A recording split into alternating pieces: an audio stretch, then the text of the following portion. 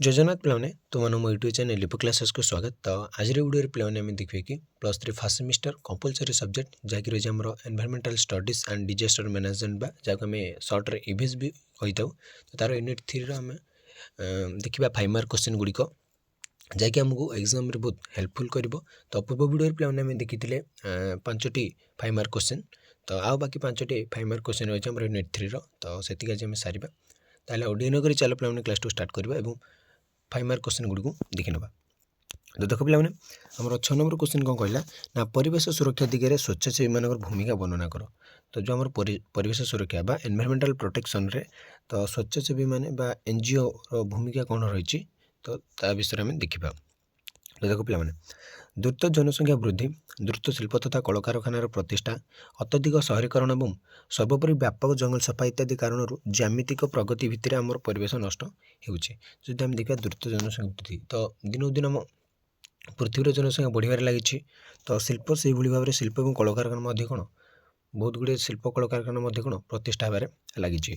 तो शहरीकरण बढ़िबार लगी और व्यापक जंगल सफा होबार लगी जहाँफल कौन पे आम परिवेश कौन नष्ट होबार लगी। एणु प्रकृति और परिवेश संरक्षण जरूरी दृष्टि आकर्षण दरकार कै।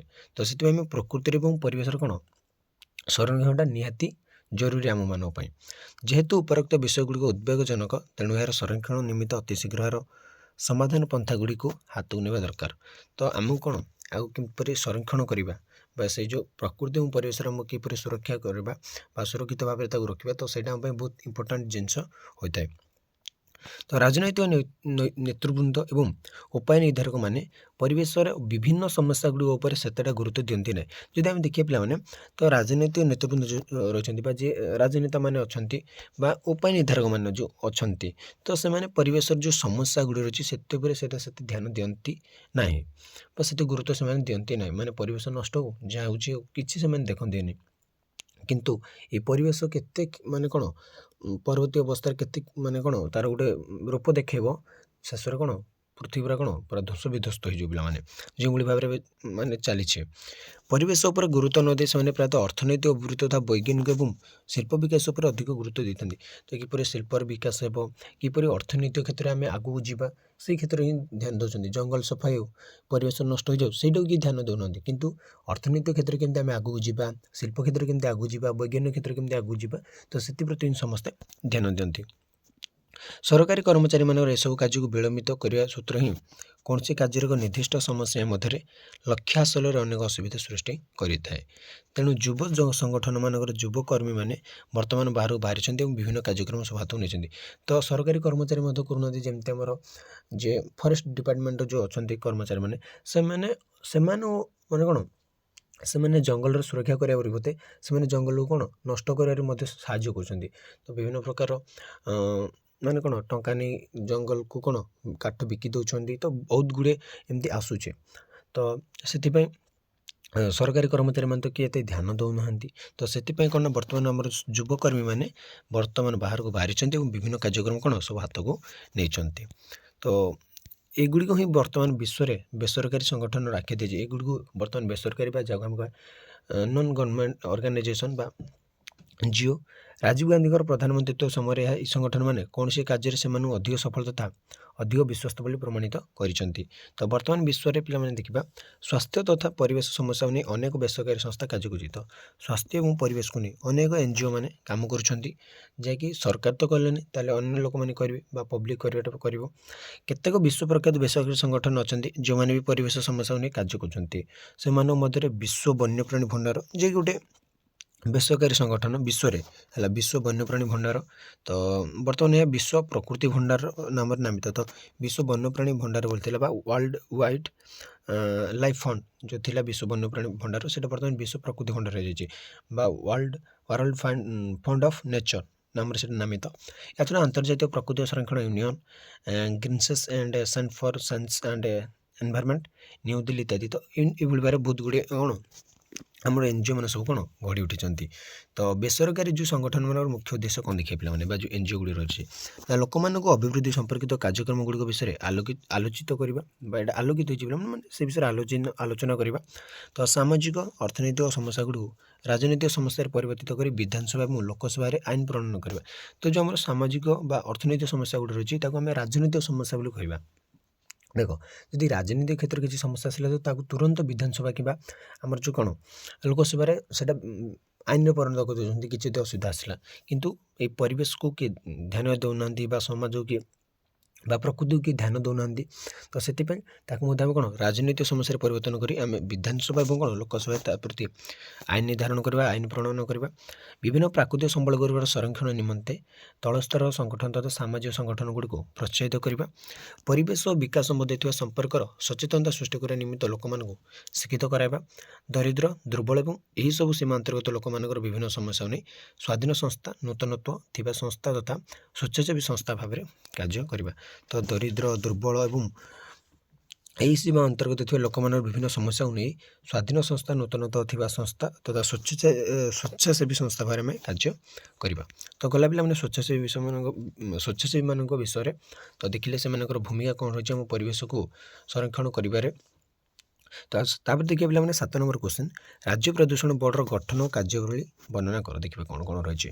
ପରିବେଶ ଜନିତ ସମସ୍ୟାର ନିରାକରଣ ପାଇଁ ଭାରତ ସରକାର 1974 ମସିହାରେ ପ୍ରଦୂଷଣ ନିୟନ୍ତ୍ରଣ ପରିଷଦମାନ ଗଠନ କରିଛନ୍ତି। ତ ପରିବେଶର ଯେଉଁ ସମସ୍ୟା ଅଛି ବା ପରିବେଶର ସମସ୍ୟାକୁ ନିରାକରଣ କରିବା ପାଇଁ ଆମ ଭାରତ ସରକାର ପିଲାମାନେ 1974 ମସିହାରେ ପ୍ରଦୂଷଣ ନିୟନ୍ତ୍ରଣ ପରିଷଦମାନ ଗଠନ କରିଛନ୍ତି। ଗୋଟିଏ କେନ୍ଦ୍ରୀୟ ବୋର୍ଡ଼ ବ୍ୟତୀତ ପ୍ରତି ରାଜ୍ୟରେ ଗୋଟିଏ ଲେଖାଏଁ ରାଜ୍ୟ ପ୍ରଦୂଷଣ ବୋର୍ଡ଼ ପ୍ରତିଷ୍ଠା କରାଯାଇଛି। ତ ମାନେ କ'ଣ କେନ୍ଦ୍ରରେ ଗୋଟିଏ ଅଛି ଏବଂ ପ୍ରତ୍ୟେକ ରାଜ୍ୟରେ ଗୋଟିଏ ଗୋଟିଏ ବୋର୍ଡ଼ ରହିଛି।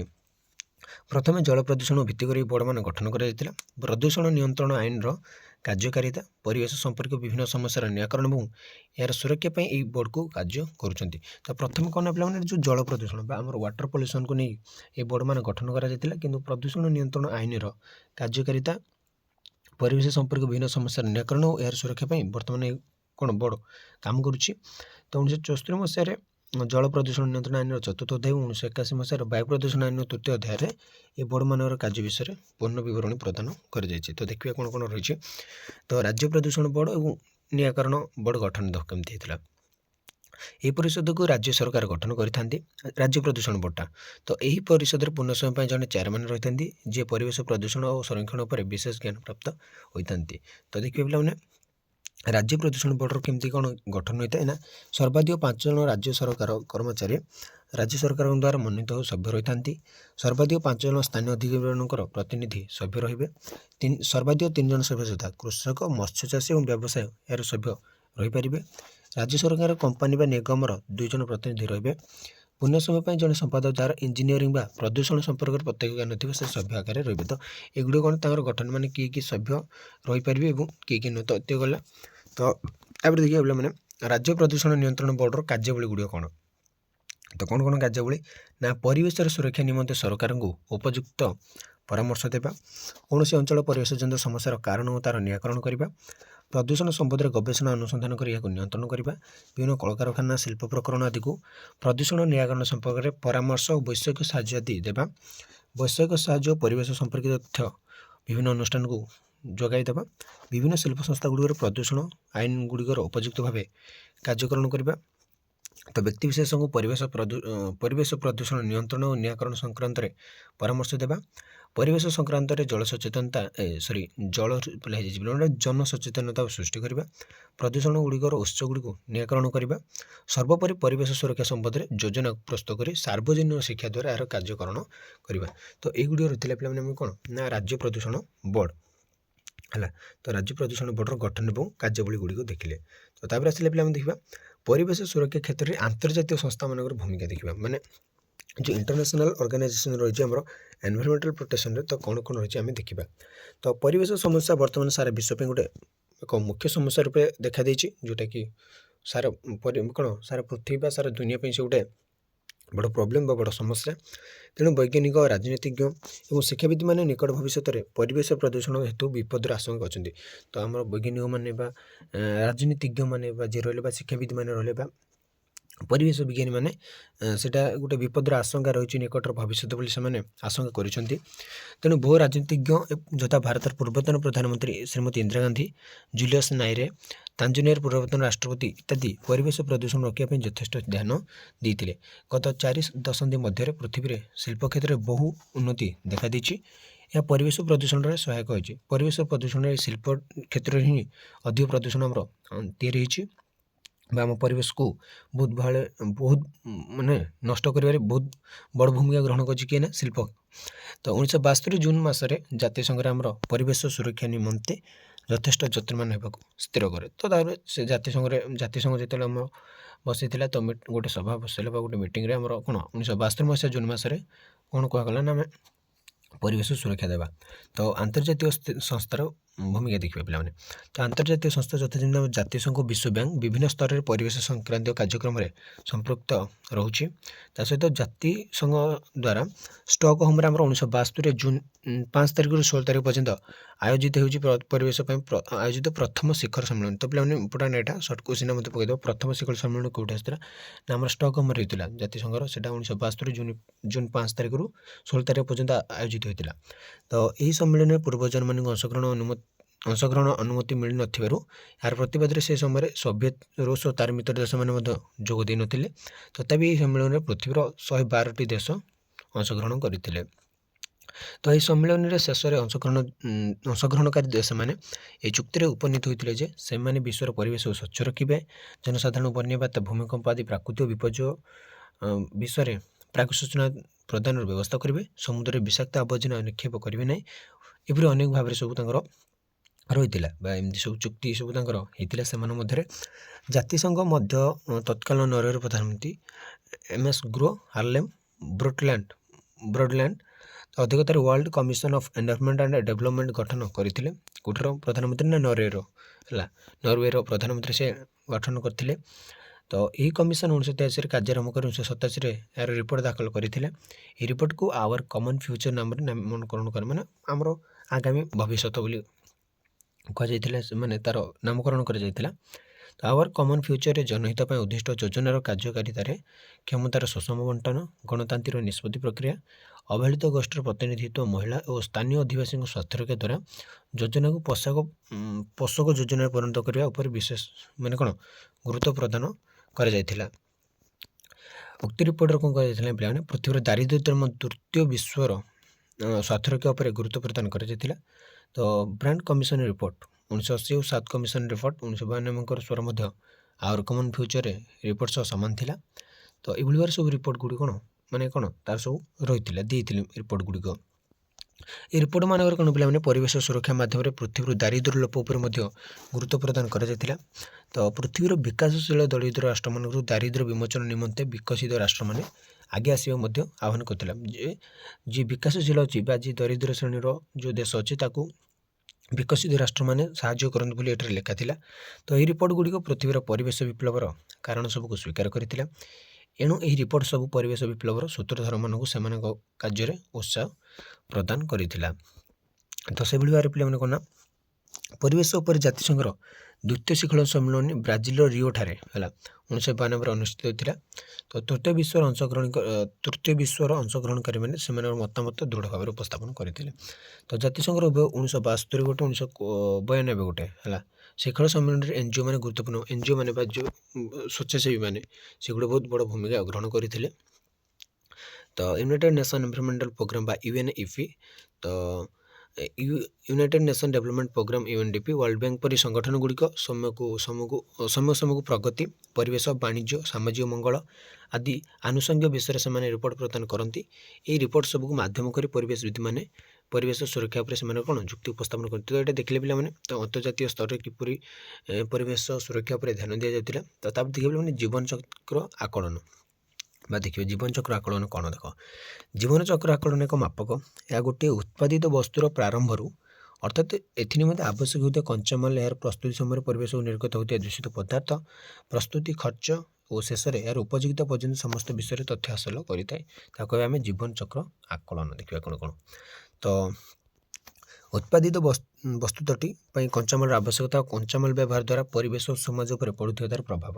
ତ तो देखा माने जो कंचामाल आवश्यकता रही आम गोटे जिनसटा को तैयारी करने है जमी आम कागज तैयारी कराला जमी बाउंश भली कंचामाल आवश्यकता रही तो से जो कंचामाल व्यवहार आम बाउंश व्यवहार करके आम कौन कागज उत्पादन कले उत्पादित कले तो जहाँफल कौन ना पे परिवेश और समाज उपर तार प्रभावटा कौन पड़ूँ से बड़ कथा ये वस्तु उत्पादन निमंते आवश्यक होता शक्तिर परिमाण ये वस्तु उत्पादन समय परिवेश केते परिमाण प्रदूषित हुए उत्पादित वस्तुटी पाइबापी परिवेश केते आवर्जना जमा हो तो ये वस्तु उत्पादन प्रक्रिया होता परिवेश प्रदूषण कम कर उपाय कौन रही यही वस्तु उत्पादन प्रक्रिया व्यवहृत शक्तिर परिमाण ह्रास करने किपर ये वस्तुर उपयोगिता और प्रस्तुति प्रक्रिया को जनसाधारण द्वारा ग्रहण कराइबा तो युड़ी हूँ गोटे गोटे कौन सब तथ्य देखा जाए तो एलसी को कार्यकारी एलसी को कार्यकारी कराइबार उपाय गुड़ी कौन कौन देख पे ये जो जीवन चक्र माने कौन लाइफ साइकिल असाइनमेंट माने जीवन चक्र आकलनटा ये दीजिए तो प्रथम देखला आदेशात्मक नियंत्रण कमांड कंट्रोल जोटा कह आम या द्वारा आईनगत उपाय प्रदूषणकारी मान विरुद्ध में पदक्षेप ग्रहण करें माने कौन आईनगत माने लीगाली माने आईन अनुसार आम प्रदूषणकारी विरुद्ध में पदक्षेप नहीं पार प्रदूषण नियंत्रण आईन विभिन्न धारा प्रयोग द्वारा प्रस्तुतकारी लाइसेंस रद्द कर माने जी परिवेश प्रदूषण कर लाइसेंस को रद्द कर उत्पादन प्रक्रिया संपूर्ण बंद कर विरुद्ध में फौजदारी मामला दायर कर बजार माध्यम उपाय रही है बजार माध्यम उपाय द्वारा परिवेश सुरक्षा सहित अधिक उत्पादनकारी उपाय सामग्री प्रस्तुत आकर्षित करें परिवेश प्रदूषित नक जो सामग्री उत्पादित हुए सरकार से उत्पादन को प्रोत्साहन देती माने जो उत्पादन जो वस्तु उत्पादन द्वारा जो सामग्री उत्पादन द्वारा आम परिवेश प्रदूषित न हुए से भाव में से उत्पादन को कौन सरकार अधिक प्रोत्साहन दे था फल एक प्रकार सामग्री बजार में सहजरे कम मूल्य प्राप्त होता है तो परिवेश सुरक्षा निमंते जनसचेतनता सृष्टि पे जब जनसचेतनता सृष्टि कला लोक मध्य आसला तो ताफल आम भल भाव में कौन परिवेश को आम प्रदूषण टे मुक्त कर लोक मध्य आसवा दरकार तो उपयुक्त परिवेश सुरक्षा निमंते समाज सबु स्तर जनसचेतनता सृष्टि करागले कौन परिवेश प्रदूषण होगा मात्र जनसाधारण विरोध करेंगे परिवेश निर्मल रही तार तत्क्षणात उपकार से अंचल अधिवासी मान उपभोग करेंगे प्रदूषित परिवेश कुप्रभाव से भोग करेंगे एणु परिवेश सुरक्षार प्रमुख अस्त्र हूँ जनसचेतनता बुद्धि तो आम प्रमुख अस्त्र कौन आम केमती लोक मध्य कौन जनसचेतनता आनिबा तार आसला पे परिवेश अर्थनीति विभिन्न परिवेश समस्या गुड़िकर अर्थनीति दिग गुड़िक उपर आलोचना करे तो परिवेश प्रदूषण परिवेश अवनति और प्राकृतिक संपद व्यवहार जो क्रमे क्रमे सरीजीव इत्यादि समस्या गुड़िकर अर्थनीति दृष्टिकोण ही परिवेश अर्थनीतिर परिसरभुक्त पे जदि आम देखा तो परिवेश अर्थनीति कौन ना परिवेश अर्थनीति विभिन्न परिवेश समस्या गुड़िकर अर्थनीति दिग गुड़िक जो अर्थनीति दिग रही समस्या गुड़िकर तापर आलोचना करे तो परिवेश प्रदूषण परिवेश अवनति और प्राकृतिक संपद जो व्यवहार जो सेटा क्रम क्रमे सरीजीव सेटा जो रही तो से तार अर्थनीति दृष्टिकोण से समस्या गुड़िकर अर्थनीति दृष्टिकोण आम कह परिवेश अर्थनीति परिसरभुक्त तो परिवेश अर्थनीति आगक परिवेश और अर्थनैतिक प्रणाली भितर संपर्क बुझाई सुजोग सृष्टि करता है परिवेश और भर जो अर्थनैतिक प्रणाली रही भर जो संपर्कटा रही बुझाई सुजोग सृष्टि करता है ए कारण परिवेश अर्थनैतिक बहु विषय समारोह अटे तो आमे आमे परिवेश विभिन्न प्राकृतिक संबल व्यवहार निमित्त परिवेश को अनेक भाव में लुंठन करूँ और यार संपद गुड़ निजर इच्छा अनुसार व्यवहार करें तो देख आम प्राकृतिक संबल व्यवहार करुचे तार परिवेश को अनेक भाव में आम कौन लुंठन करुचे और संपद गुड़ आम निज इच्छा अनुसार व्यवहार करुचे ये प्राकृतिक व्यवहार कर यथेष्ट परिमाण माने कौन बज्यवस्तु परिवेश को निर्गत करछे तो पे प्राकृतिक परिवेश को आम व्यवहार कले तो जो अन्य बज्यवस्तु गुड़ा आसला आम परिवेश को डायरेक्टली छाड़ुचे निर्गत करुचे तो फल परिवेश प्रदूषित हुए और या बदल आमर प्राय आमर आय वृद्धि हुए देख परिवेशटा प्रदूषित है कि आम आय जमी आम गछ काटी बिक्री कले तो आम आयटा बढ़ला किंतु परिवेशटा आम प्रदूषित है जदि व्यवहार परिमाण बढ़ी जाए जनसंख्या बढ़ी जाए और बहिर्भाव बढ़ी जाए तो एगुड़िकर वृद्धि सह जो अर्थनैतिक बजार गुड़िक अर्थनैतिक अभिवृद्धि बढ़ाई था सेगुड़ प्रदूषण को निजे नियंत्रित कर सक्षम होते हैं देख आम सीना आम निज आय बढ़ी पार पे कि आम कौन आम प्रदूषण को रोकीपर ना परिवेश बहिर्भाव प्रदेश मुक्त अटे कारण प्रत्येक लोक विभिन्न भाव में विज्ञापित होगा चाहती उपरକୁ देखा प्रभृति मनुष्यर अनेक जुगर आरंभ हो बर्तमान चरम सीमार प्रस्तुत तो बर्तमान समाज कौन पे सब देखा माने मु कौन कौन करी कौन करुच्ची कौन नहीं मु कौन ନିଜ ଲାଇଫଷ୍ଟାଇଲକୁ ସେ ସମସ୍ତଙ୍କ ଆଗରେ ଆଣିବା ପାଇଁ ସମସ୍ତେ ଚେଷ୍ଟା କରିଥାନ୍ତି। ଏଥିପାଇଁ ସମ୍ବଳର ଆବଶ୍ୟକତା ରହିଛି। ସମ୍ବଳ ତ ନିହାତି ଭାବରେ ଦରକାର, ଯାହାକି ପରିବେଶରୁ ସେ ପାଇଥାଏ। ଯାହା ସବୁ ଜିନିଷ ଲୋକ ଦେଖେଇବାଟା ବା ତାର ଆବଶ୍ୟକତା ପୂରଣ ପାଇଁ ସେ ପରିବେଶରୁ ହିଁ ତାର ସମ୍ବଳକୁ ପାଇଥାଏ। ତେଣୁ ପରିବେଶକୁ ନିଜର ଇଚ୍ଛା ଅନୁଯାୟୀ ସେ ଲୁଣ୍ଠନ କରିଥାଏ। ଆମେ ତ ଦେଖୁ ପିଲାମାନେ କିଏ ମନା କରୁଛୁ କି ଆମେ ଯାଉଛେ ଜଙ୍ଗଲକୁ ମନ ଇଚ୍ଛା ଗଛ କାଟିକି ଆଣୁଛେ। ତ ଯାହା କରୁଛେ ଆମେ ସମାଜ କ'ଣ ପରିବେଶରୁ ଆମେ ବହୁତ ଗୁଡ଼ିଏ କିଛି ଲୁଣ୍ଠନ କରୁଛେ। କାରଣ ପରିବେଶ ଏକ ସାଧାରଣ ସମ୍ପତ୍ତି, ଏହା ସମସ୍ତଙ୍କର ସର୍ବସାଧାରଣ ପଦାର୍ଥ। ବହିର୍ଭାବରୁ ଆନ୍ତର୍ଜାତିକରଣକୁ ଅନୁଗମନର ସେ ପ୍ରକୃତ ଅର୍ଥ। ତ ପରିବେଶ ଅର୍ଥନୀତି ସଫଳ ଭାବରେ ବୁଝାଇଥାଏ। ପରିବେଶ ଅର୍ଥନୀତି ନିମ୍ନୋକ୍ତ ବିଷୟ ଅନୁଯାୟୀ କାର୍ଯ୍ୟ କରିବାର ଲକ୍ଷ୍ୟ ରଖେ। ତ ଦେଖିଲେ এইটা হচ্ছে পরিবেশ অর্থনীতি পিলাମାନେ ଏତ ହିଁ ତମେ ମନେ ରଖିଥିବ। ସେ ଯେଉଁ ଏଇ ମାନେ ପାରାଗ୍ରାଫଟା ହିଁ ତମେ ମନେ ରଖିଥିବ, ଆଉ ବାକି କିଛି ଦରକାର ନାହିଁ। ତ ତାପରେ ଆମେ ଦେଖିବା ପିଲାମାନେ ଆମର କ'ଣ ମାନେ 8 ମାର୍କ କ୍ୱେଶ୍ଚିନ୍ସ। ତ ଆଜି ପାଇଁ ଏଇଠି ରହୁଛି। ଜୟ ଜଗନ୍ନାଥ।